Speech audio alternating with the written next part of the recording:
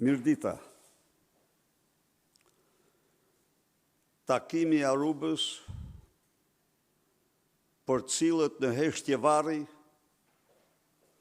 nga Edi Rama dhe narkoministrat e tij.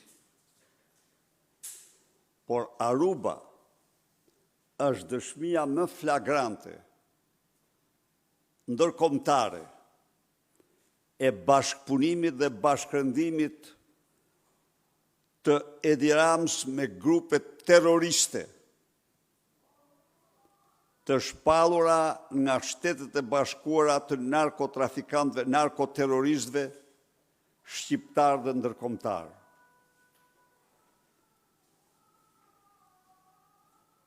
Edi Rama po bën gjithçka që ta arkivoj në harres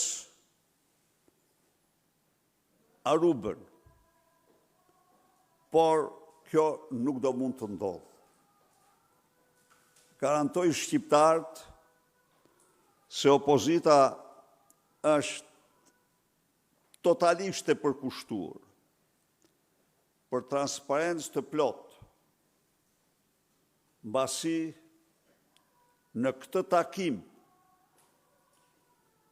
është marrëveshja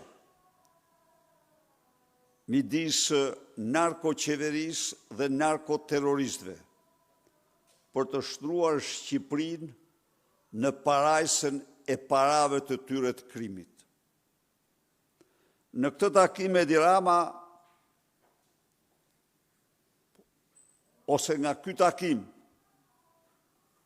thuhet se u kthye me një orë 400.000 eurosh, mes diamante dhe safire të çmimeve më të larta.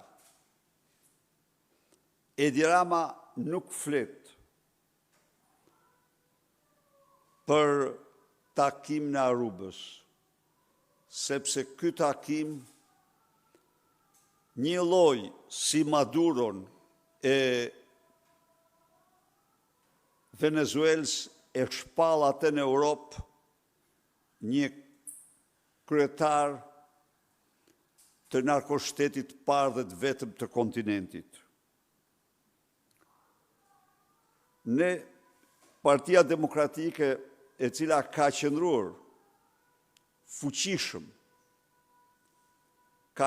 fuqishëm, siç e dini ju, që në fillim e gjerësot ka denoncuar pa ndërprerje narkoshtetin shqiptar, pasojat shkatrimtare të narkoshtetit, zëvendësim në shtetit ligjor me shtetën e mafjes, zëvendësim në ekonomisë së tregut me narkoekonominë,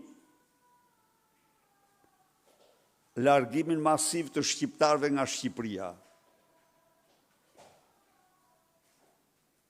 Ndjehet e inkurajuar nga vendimet e fundit të presidentit Trump, i cili shpalli grupe terroriste, organizatat kartelet e drogës. Por duhet t'u informoj shqiptarë se presidenti i Francës gjithashtu vendosi të përdor ushtrit, njësi të saj të specializuara kundër organizatave kriminale, organizatave të krimit organizuar. Çfarë tregojnë këto? Këto tregojnë se kartelet e drogës dhe organizatat kriminale përbëjnë rrezik madhor për sigurinë e vendeve, sigurinë e rajoneve, rrezik madhor për paqen dhe sigurinë në botë.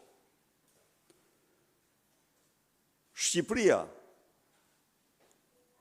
është shtruar nga Edi Rama në parajsën e drogë, në parajsën e larjes parave të klaneve dhe karteleve më të rrezikshme në Europë. Departamenti i Shtetit në raportin e fundit flet haptas për një shpatern ekonomik që po zhvillohet dhe që në të vërtet është paterni ekonomik i narko-shtetit dhe narko-ekonomisë. Në Shqipëri nuk ka investimet huaja. Ka 10 vite që nuk urmohet dot, as me gishtat e duar investitor serios perëndimor. Sepse ata janë zëvendësuar nga narkotrafikantët dhe parat e tyre. Sepse janë terroristët e karteleve të drogës, ata që dominojnë tërësisht tregun shqiptar, ata që kanë shkatruar tërësisht konkurencen, ata të cilët janë më të preferuarit apo që i diktojnë Edi Rams. Ndaj dhe me të drejtë në raport flitet për një korrupsion të madh qeveritar, korrupsion të madh në gjyqësor, flitet për parat e drogës, për mungesë e investimeve të huaja, që të gjitha këto tipike për një narkoshtet. Rikujtoj këtu se kompani të mëdha botërore gjatë këtyre viteve u larguan nga Shqipëria.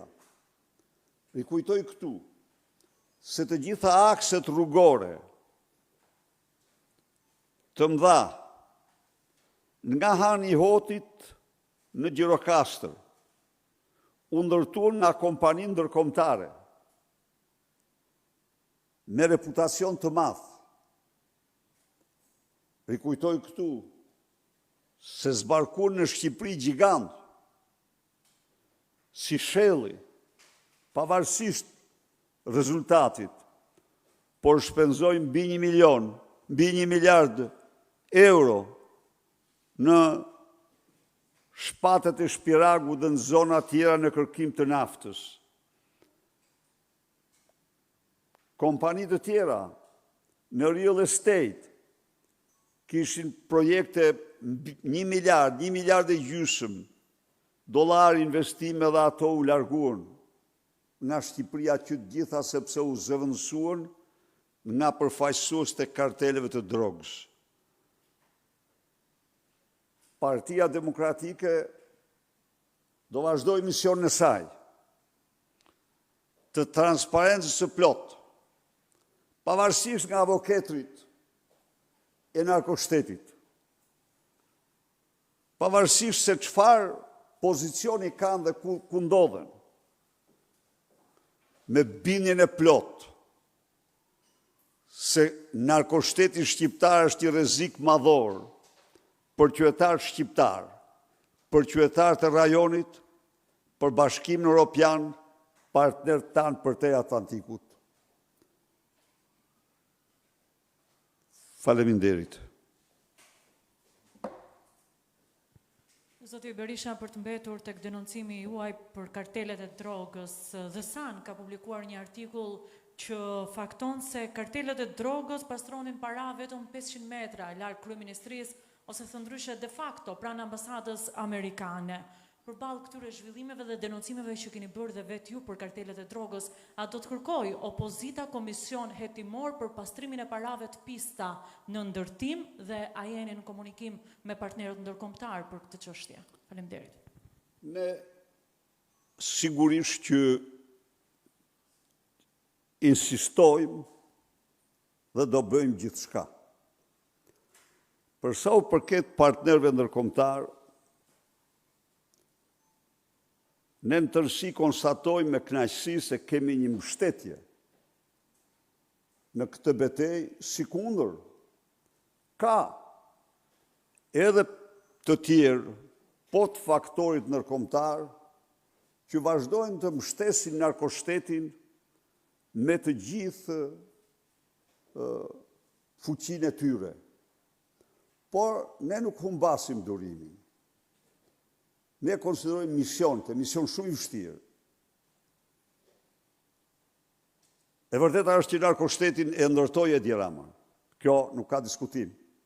Por e ndërtoi të jemi të hapur, me mbështetje të hapur të ambasadorit Donald Lu, të George Sorosit. Jemi këtu apo jo? Me heshtjen e plot të ambasadorit Bashkimit Evropian. Jemi këtu apo jo? Mirë po, kohrat ndryshojnë. Sot përfaqësuesja e Shteteve të Bashkuara në një seri takime është njëri pas tjetrit me zyrtar shqiptar. Sjell mesazh kryesor luftën kundër karteleve të drogës dhe terroristëve, bashkëpunëtorëve me kartelet e drogës. Ju kujtohet fjalet e në verën e vitit 2015 përgëzonte policin për luftën kundër drogës në një kohë kur Shqipëria ishte mbjellur anë këmbë. Ju kujtohen raportet që bënte Vllahisa, që i mirëte nga zyra e Ramës dhe i dërgonte në Komisionin Evropian për betejat e suksesme të Edi Ramës që ndërtonte narkoshtetin të vërtet. Përsëri, nuk them se nuk ka avokatur të narkoshtetit, por jam më optimist se kur, sepse për vendet e lira, gjithnjë me qartë bëhet se rreziku i drogës dhe i karteleve është i njëjtë me rrezikun e terrorizmit, ndaj dhe ato po kualifikohen si të tilla. Ka dhe sot diplomat që nuk duan të ndigojnë, që thot Berisha e tepron me këtë punë në narkoshtetit. Unë e kuptoj, po u them se ke një avokatit të vështirë këtyre zotrive, kam respekt, por kanë avokatit të vështirë. Berisha nuk shpik narkoshtetin. Narkoshteti është, për fat keq, ka ngërthyer si gafore këtë vend. Dhe ata që përpiqen ta fshehin, u them se dielli me shosh nuk mbulohet. Zoti Berisha, Andon Kello nga BC News, kam dy pyetje që lidhen me të njëjtën çështje. Ditën e sotshme, Erion Velia i është drejtuar gjykatës kushtetuese me i padi për të kundërshtuar shkarkimin e tij nga detyra e kryebashkiakut nga Këshilli i Ministrave. Kjo lëvizje vjen vetëm disa ditë pasi ju ja sugjeruat këtë lëvizje avokatëve të tij. Disa ditë më parë në një konferencë. Pyetja e parë është si e shihni ju këtë lëvizje të Erion Veliajt, dhe pyetja e dytë, sadopak politikisht, a ju shërben kjo lëvizje për t'ju dhënë edhe juve pak më shumë kohë si Parti Demokratike për të gjetur kandidatin? Faleminderit. Faleminderit për pyetje.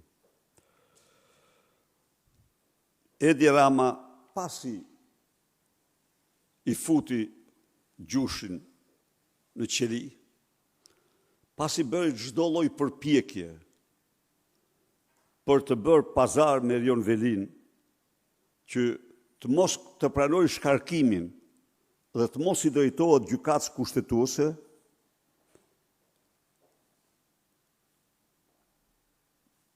duket se dështoj në këtë përpjekje. Do më thënë, duket se Erion Veliaj nuk pranoj marrëveshjen, gjersa a ju ka kërkuar avokatërve të tij të depozitojnë ankesën në gjykatë kushtetuese. Kjo është përgjigja e parë. Pavarësisht nga kjo, sot është ditë e hënë, Prishti nga ora 1,